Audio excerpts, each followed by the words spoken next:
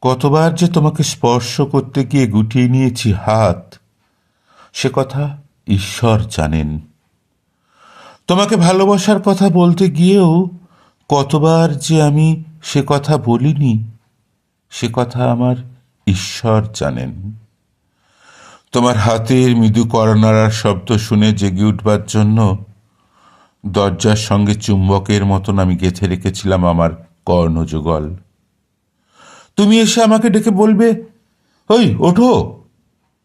আমি আমি আর আমি কি শুনলাম, এমন উল্লাসে নিজেকে নিক্ষেপ করব তোমার উদ্দেশ্যে।